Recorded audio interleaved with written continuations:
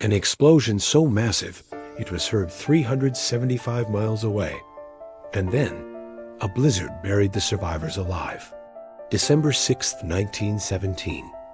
In Halifax, Nova Scotia, two ships collided in the harbor. One was loaded with explosives. At 9:04 in the morning, it detonated, the largest man-made blast before the atomic bomb. Neighborhoods destroyed, 1,600 dead, thousands injured. But nature wasn't done.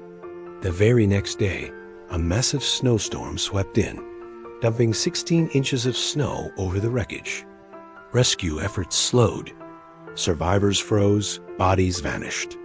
Still, amid the horror, stories of heroism emerged. Neighbors dug with bare hands, strangers sheltered survivors, and aid poured in from across Canada and the U.S., proving that even in the darkest winter, humanity's warmth can shine through. An explosion, a blizzard, and a city's will to survive. History never forgets Halifax, 1917. Follow Mind Pop for more Canadian history.